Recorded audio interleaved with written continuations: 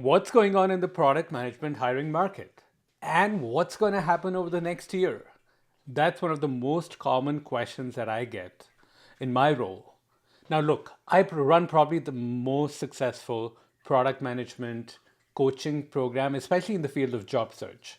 So I understand where careers are going. I see like hundreds of people, the kind of results that they get from compensation increases, offers, interviews, rejections. Like I have front seat for that. So I'm going to walk you through exactly what I think is going on right now, what's going to happen over the next 6 to 12 months. So just stay tuned for more. So let's begin with where the market is right now. Here's literally what's going on right now. There's two major things in the market. So everyone knows that this is pretty much an employer's market. If you are hiring people right now for product management roles, especially senior roles, you can have your pick of candidates.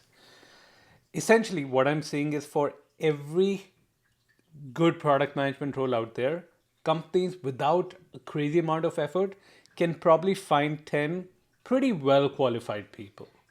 Now, it doesn't mean that they meet each and every requirement, but they're pretty good there.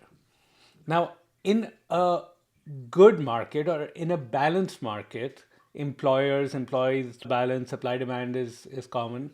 What I would guess is companies can find with some effort three good qualified candidates, and then they choose between them or they give offer to one who rejects and the next one accepts. So that's typically what happens. So right now it's probably skewed. It's definitely better than where the market was, let's say, beginning of 2023 when all the massive layoffs were going on.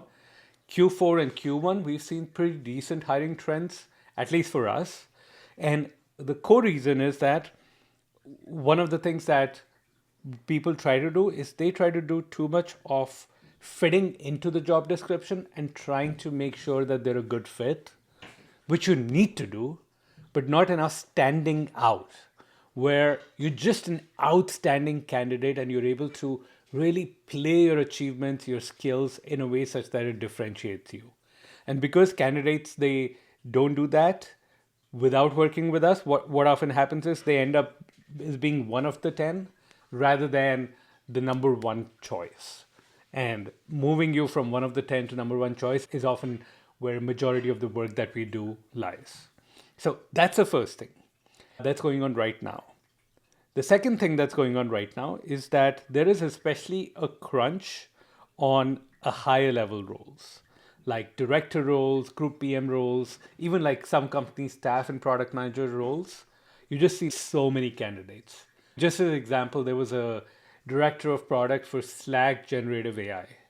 I don't know how many applications they must have gotten, but loved product in a really hot field.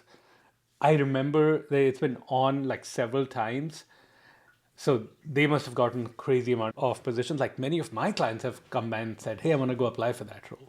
So definitely seeing especially a crunch in the higher end of the market. Okay, that's what's going on right now. How is it going to change? Here's my maybe a little controversial opinion. My opinion is by the end of 2024, I would give it 6 to 12 months, but probably by the end of 2024, that's about 8, 9 months from now, we'll see the market a lot better and it being in a much more balanced state where, it's back to like, it's not yet the craziness that we saw where, we used to joke that Google has pretty much interviewed everyone in California who's a potential hire for product managers. Is that state. So I don't think we'll be at that state yet. And I don't know if we'll get to exactly that sort of frothy market, but I think it'll be a lot more balanced and job seekers will have a much better time by that time. Okay, so next 6 to 12 months, much more balanced. So you might say, Shobhit, why? What is that based on? So three reasons, three things that are leading to for me to believe that. So let's start with number one. Number one is some of the leading indicators that I'm seeing amongst the clients I'm working with. They have been end of Q4 and Q1, Q4 2023, Q4 2021. We've had much higher rate of offers interviews happening. There's been weeks where we'll literally have somebody coming up with one offer and every single day. So there's been many weeks like that. And so seeing a much healthier rate of offers, including rejected offers. By rejected offers, I mean offers that our client said, cool, it's good, but it's not the one that I want yet. So I'm going to reject it. I'm going to keep looking. We've been pushing more and more people to that direction, that don't settle too early. Get the offer, the compensation, the right kind of company, the environment that's going to keep you happy there. We've seen more and more people interviewing, getting to final rounds. We're spending a lot of time doing reviews of presentations and helping people with final round prep and even pitches that they send after they've done with their interviews, which most people don't, but we get our clients to do that. That has been really up on an uptick. The healthiest sign that I've been seeing, and multiple people reached out to me, like we had a recent New York get together and 2 people there reached out to me. Many people messaged me in our community that they are starting to see a lot more inbound interest from recruiters.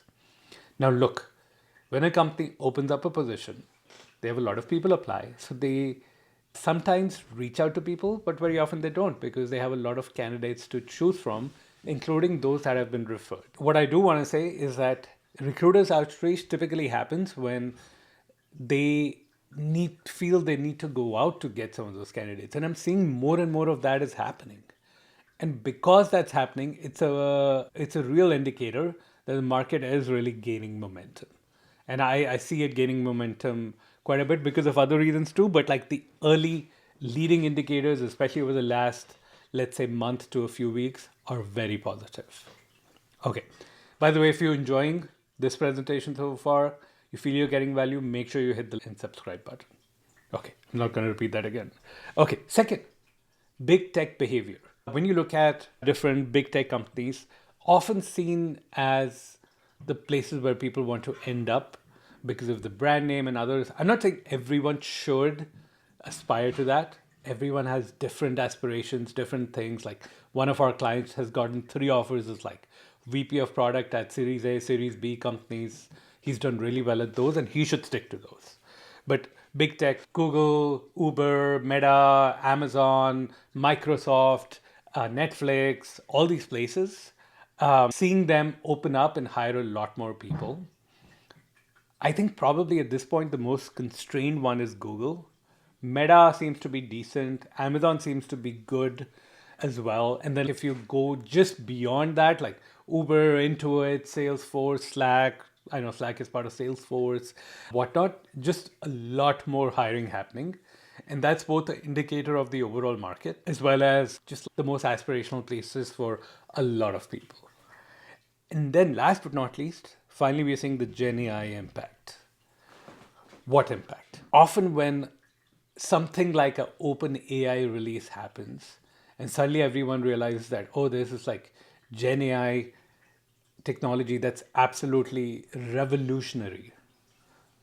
That has an impact where companies are like, they sit up and they pay attention.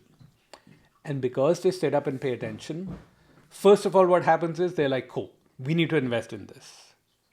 But then they also have the shock moment where they say, awesome, we need to invest in this. We don't know exactly what the implications would be. So we're going to pause some of the other investments so we can fund these. And by the way, Gen AI, just so everyone is aware, one of the reasons why that might also result in this stop in investment from other areas, especially when you look at some larger companies, is it's very expensive in terms of the hardware, the processing power required to run Gen AI applications. So way more than AI, way more than normal applications. So companies need to also now take some of the investment that they had on people and translate that into data centers and hardware and those sort of things. So that shift happened, which I believe that did result in many of the layoffs. It's cool, we got to have some investment that goes there. It feels now that the companies are starting to much more go away from that shock that OpenAI created. And instead, they're starting to recognize where generative AI can have real awesome applications to improving their products. And I think that's really important. Most of us talk about companies like OpenAI, Anthropic, which are building core Gen AI technologies. But then I think the larger impact on the job market is around the applications of Gen AI.